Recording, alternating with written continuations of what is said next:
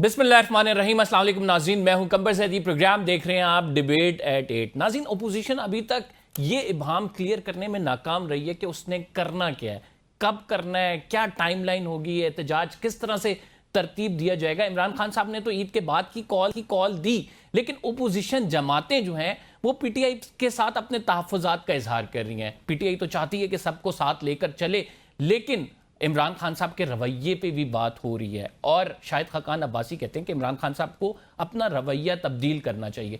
रवैया आपको किन मुश्किलात का शिकार कर सकता है, इसकी मिसाल ज़ेलेंस्की और डोनाल्ड ट्रंप के दरमियान होने वाली कल की मुलाकात भी है, जिसमें तल्ख कलामी हुई, तकरार हुई। इसके बाद ज़ेलेंस्की वाइट हाउस छोड़कर चले गए और अब जो इम्कानात जाहिर किए जा रहे हैं उसमें ख़तरा मौजूद है कि रूस और यूक्रेन के दरमियान जो है ये जंग ये मज़ीद बढ़ जाएगी, कशीदगी ज़्यादा होगी।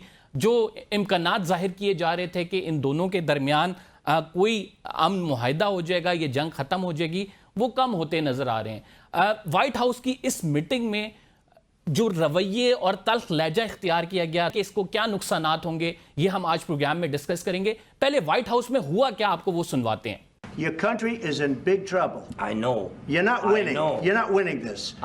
You have a damn good chance of coming out okay because of us. Mr. President, we are staying in our country, staying strong from the very beginning of the war. We've been alone, and we are thankful. I said thanks you haven't in been this alone. cabinet, you and haven't not been only alone. in this cabinet. We gave you, through this stupid president, $350 billion.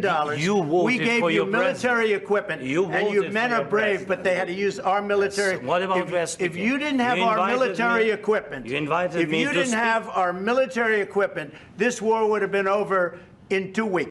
नाज़रीन, चंद लम्हों की ये तकरार, ये तल्ख लहजे, ये रवैया दुनिया को किन मुश्किलात का शिकार कर सकते हैं, इस पर बात करेंगे। हमें ज्वाइन किया जमील खान साहब ने, साबिक सफ़ीर हैं, हमारे साथ मौजूद हैं। बहुत शुक्रिया जमील खान साहब हमें प्रोग्राम में ज्वाइन करने के लिए। कल जो कुछ वाइट हाउस में हुआ, जिस तरह से सदर डोनाल्ड ट्रंप का रवैया था, जिस तरह से डिप्लोमेटिक नॉर्म्स, एक आपको पता है हर मीटिंग में वाइट हाउस में जो होती हैं, जो रवैया होता है, ये बिल्कुल बरअक्स नज़र आया अमरीकी तारीख के।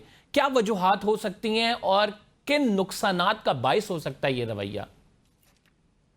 पहली बात तो यह है कि ये दुनिया में बहुत कम, बल्कि कभी नजर नहीं आया कि इस किस्म की डिप्लोमेटिक ओवरचर्स हों किसी हेड ऑफ स्टेट के ऑफिशियल मीटिंग प्लेस पर। यानी कि ओवल हाउस में भी ये तारीख का पहला वाकया है जिसमें इस किस्म की तलखी पैदा हुई और इस किस्म की गुफ्तगू हुई। तो ये डिप्लोमेटिक नॉर्म्स के भी खिलाफ है, लेकिन बहरहाल क्योंकि ट्रंप एक बहुत अनकन्वेंशनल किस्म के प्रेसिडेंट हैं, अनकन्वेंशनल किस्म की डिप्लोमेसी करते हैं, और ज़ेलेंस्की ने भी बड़ी अनकन्वेंशनल तरीके से जवाबात दिए। जब ज़ेलेंस्की भी अगर चाहते तो थोड़ा मामला कंट्रोल में आ सकता था। ज़ेलेंस्की उधर गए थे ज़ाहिर है एक टेकर के तौर पे, यानी कुछ लेने के लिए गए थे, कुछ देने के लिए नहीं गए थे। तो जो कौमें कुछ लेने के लिए जाती हैं उनको और ज़्यादा संभल कर बात करना होता है। जैसे पाकिस्तान भी जब ऐसे मामलात में जाता है तो संभल के बात करता है, और करना भी चाहिए, या पाकिस्तान जैसे ममालिक। तो जो स्ट्रॉन्ग कंट्रीज होती हैं उनके साथ एंगेजमेंट में गो के अक़वाम मुत्तहिदा के चार्टर के मुताबिक हर कंट्री का इक्वल राइट, इक्वल वोट है जनरल असेंबली में। लेकिन अगर प्रैक्टिकली देखा जाए तो जो कंट्री ज़्यादा मजबूत है, नेशन स्टेट्स जो ज़्यादा मजबूत हैं, वही हावी और कवी होते हैं, और नेशन स्टेट्स के ऊपर कोई और ऊपर नहीं होता। नेशन स्टेट के ऊपर हावी और कवी होने के लिए कोई और नेशन होती है, जैसे इस मामले में यूक्रेन और रशिया को आप देख रहे हैं। अब आ जाते हैं कि इसके मजबरात क्या होंगे। जाहिर है जिस तरह डोनाल्ड ट्रंप ने बात की कि ये थर्ड वर्ल्ड वॉर की तरफ गैम्बलिंग कर रहे हो आप ज़ेलेंस्की, और ज़ेलेंस्की ने जो भी उसके जवाब दिए उसका मैं आपको एक अहाता कर चुका हूँ थोड़ा सा।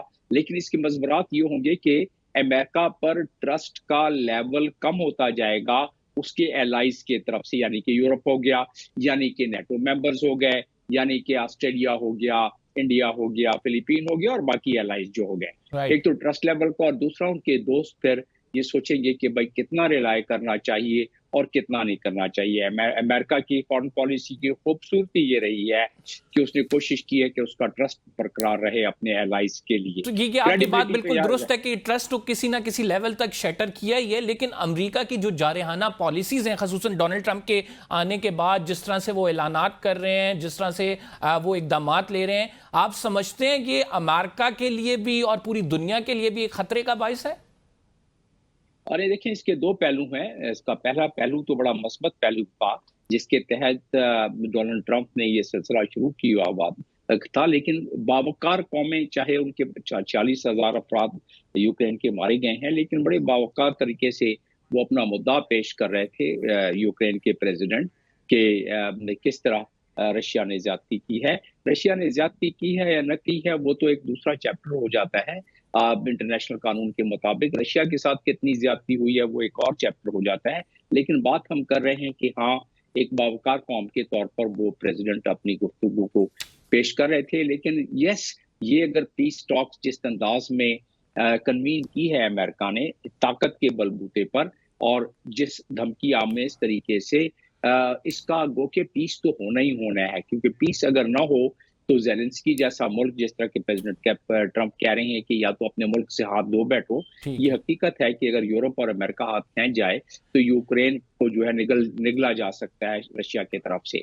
तो ये बात दुरुस्त है। तो वो जमील साहब, ट्रंप इज अनकन्वेंशनल, जो चीजें कर रहे हैं, जिस तरह से उनका रवैया, ये हम पहले माजी में भी देखते रहे हैं और अब आके वो एक और जारहाना स्टाइल है उनका। खसूसन पाकिस्तान के हवाले से बात की जाए, जिस तरह से आप पीटीआई लॉबिंग भी कर रही है और हम जो विल्सन समेत मुख्तलिफ डिप्लोमेट्स के बयानात भी देख रहे हैं, इमरान खान के हवाले से लिखा भी जा रहा है, खतूत भी लिख रहे हैं। डू यू थिंक कि अमेरिका से कोई ऐसी अनकन्वेंशनल कॉल, बात इमरान खान साहब के हक में या कुछ ऐसा हो सकता है, चूंकि अब ऐसी चीजें हो रही हैं?